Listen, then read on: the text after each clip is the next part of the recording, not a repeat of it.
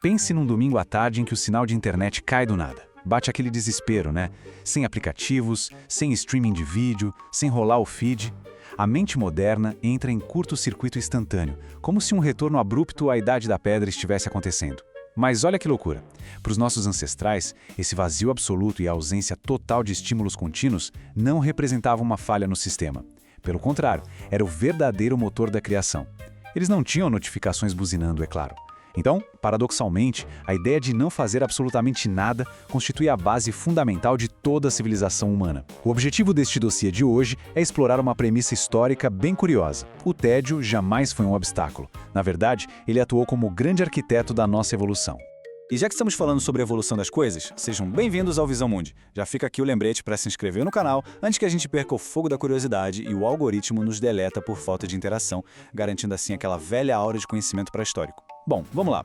A nossa realidade contemporânea é um verdadeiro bombardeio sensorial.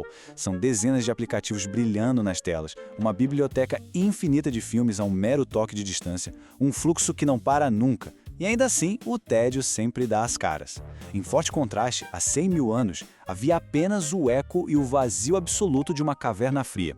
Sem escrita, sem arte, sem nenhuma linguagem complexa para trocar ideias. Apenas indivíduos sentados no silêncio total.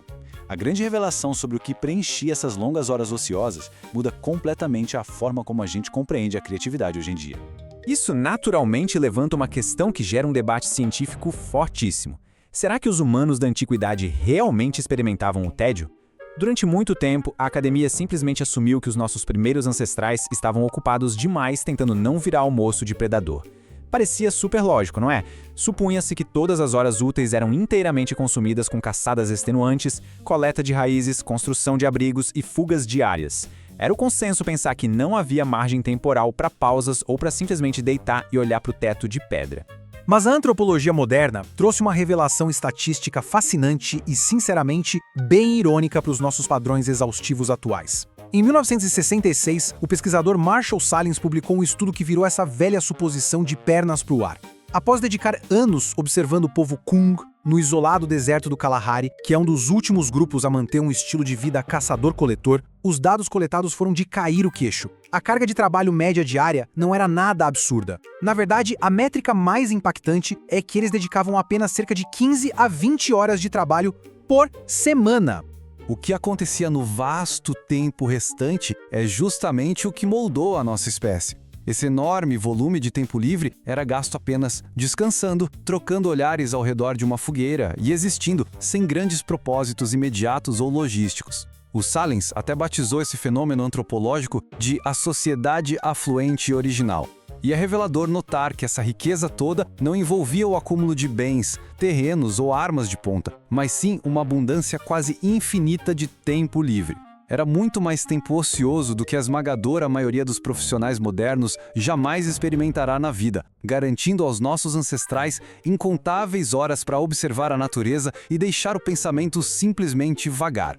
O fato de existir tamanha sobra de tempo livre traça um caminho cronológico direto até as primeiras centelhas da criatividade humana na história. Saindo da escuridão das cavernas vazias de 100 mil anos atrás, a arqueologia revela marcadores cronológicos fantásticos da nossa evolução. Conchas meticulosamente perfuradas encontradas na caverna de Blombos, de 75 mil anos atrás, e a refinada criação de flautas a partir de ossos, datadas de 40 mil anos atrás. Esse salto monumental demonstra de forma irrefutável o que invariavelmente acontece quando uma rede neural incrivelmente sofisticada é deixada à deriva um mais absoluto e longo tédio. O primeiro sinal claro do que se passava durante todo esse ócio primitivo é o surgimento da brincadeira criativa. Em 2010, o arqueólogo Francesco D'Erico analisou profundamente um conjunto de conchas achadas na África do Sul. Datadas de espantosos 75 mil anos, elas possuíam furos perfeitamente alinhados e eram pintadas com ocre vermelho. Detalhe, elas não serviam para arrancar raízes nem funcionavam como armas. Eram simplesmente adornos. Milênios atrás, alguém se sentou na Terra, sem absolutamente nada de urgente para fazer, e fabricou joias. A paciência colossal para perfurar perfeitamente uma concha calcária usando apenas pedra bruta exige uma tarde incrivelmente longa, desocupada e profundamente tediosa. A necessidade de sobrevivência não inventou a arte. O tédio inventou. Esse mesmo padrão de inovação ociosa se repete na sublime invenção da música. Em 2008, pesquisadores trabalhando em escavações no sul da Alemanha revelaram uma flauta cuidadosamente esculpida a partir do osso da asa de um abutre, com impressionantes 40 mil anos de idade e 5 orifícios para os dedos. Muito antes do advento de qualquer cidade ou agricultura, o indivíduo primitivo pegou um pedaço de osso numa tarde de estômago cheio e, do nada, inventou as escalas musicais. O neurocientista Daniel Levin defende que a capacidade do cérebro humano de reconhecer ritmos precede até mesmo o domínio da linguagem complexa. Inicialmente, isso servia para identificar predadores se movendo na grama alta, mas a música floresceu precisamente no momento em que a mente já não encontrava ameaças imediatas e precisava de algum estímulo. E a coisa vai mais fundo. O tédio contínuo e comunitário operou um milagre evolutivo ainda mais poderoso. Ele catalisou o surgimento da imaginação abstrata. Afinal, sentir tédio não é algo passivo. Exige uma noção mental altíssima da passagem do tempo. Exige entender que o momento atual está se arrastando e que existe algo chamado futuro. Um animal aguardando o bando simplesmente espera na inércia, sem conceber realidades hipotéticas. Mas um humano primitivo, com o cérebro girando em falso, enquanto é hipnotizado pelas faíscas da fogueira, inevitavelmente começa a divagar. O que acontece se as manadas sumirem amanhã? O que existe depois daquelas montanhas? O tédio prolongado serviu de berço indiscutível para as primeiras angústias filosóficas, mitos e indagações religiosas. Era praticamente o entretenimento da época. Toda essa imensidão ociosa nas noites tribais, iluminada pelo fogo, acaba revelando um comportamento primitivo que reflete perfeitamente a nossa sociedade ultraconectada. Além de divagar sobre conceitos metafísicos, existia uma atividade avassaladoramente predominante para queimar o excesso de tempo livre: a conversa ruidosa. Uma extensa análise conduzida pelo pesquisador Robin Dunbar descobriu que cerca de incríveis 65% de toda a comunicação verbal da nossa espécie não se concentra em logísticas, e sim em fofoca social pura. Quem formou alianças com quem? Quais as tensões no grupo? Quem decepcionou a tribo? O foco não era debater a geometria da lança perfeita. A fogueira pré-histórica operava com uma eficácia brutal, como a primeiríssima rede social arquitetada pela humanidade.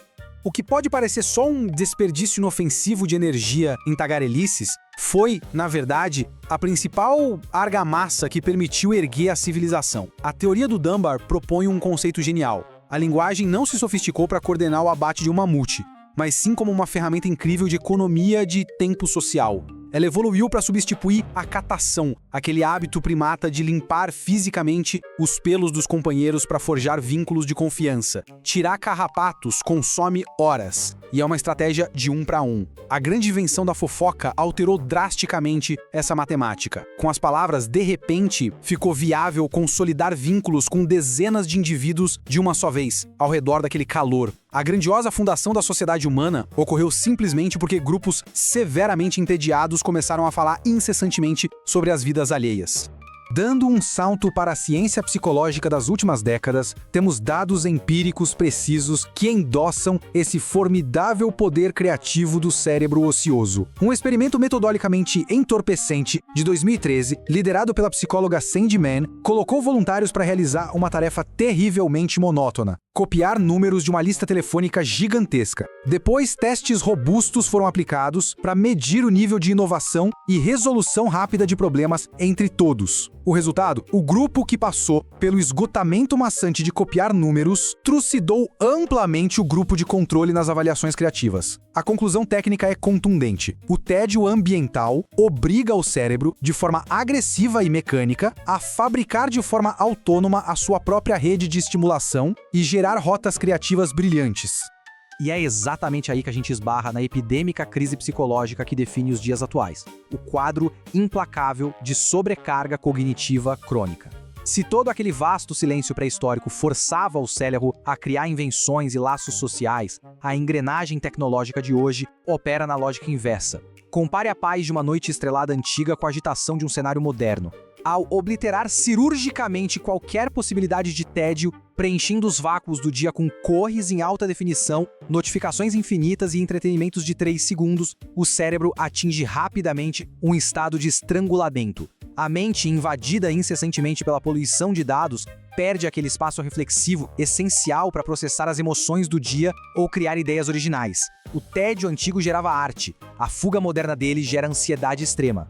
Para conseguir medir a severa magnitude dessa perda contemporânea, é estritamente necessário explorar as engrenagens ocultas da nossa mente, adentrando no que a neurociência batizou como a rede de modo padrão, ou Default Mode Network. Trata-se daquela circuitaria especializada que entra em marcha total apenas nos momentos em que não existe nenhuma missão imediata chamando a atenção. Quando parece que a mente está voando longe, essa misteriosa rede mergulha no seu auge operante, regendo a criatividade sólida, a autorreflexão e o pensamento empático. A imensa tragédia moderna é que essa mesma rede magistral entra em inércia abrupta e desliga no momento exato em que a mão desce ao bolso num reflexo dopaminérgico, puxando uma tela brilhante só para evitar o leve incômodo de ficar 2 minutos em silêncio numa fila qualquer.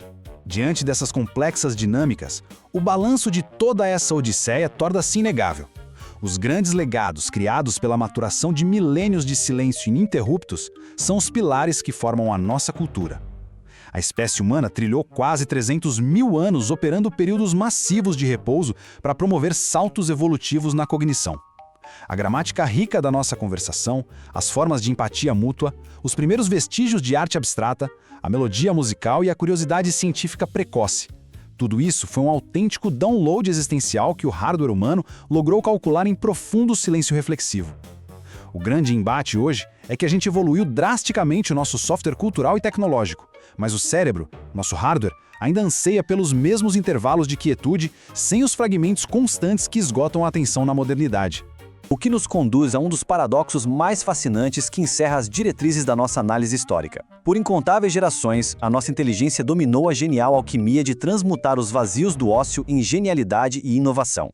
Hoje, em brutal oposição, a inatividade absoluta da quietude está sendo rigorosamente extirpada, substituída pela voracidade das telas brilhantes logo no amanhecer. Diante dessa colisão, instala-se uma inevitável ironia. A panaceia anestesiante concebida para aplacar qualquer resquício de tédio pode, silenciosamente, operar a demolição gradativa da nossa própria rede neural imaginativa. E para encerrar esse dossiê, fica a reflexão final. Será que a gente conseguiria passar uma noite inteira sem luz artificial e sem celular, apenas olhando para as estrelas? Ou a mente daria tela azul em 5 minutos? Destruir o espaço do tédio talvez seja abrir mão exatamente daquilo que nos faz simplesmente humanos. Até a próxima!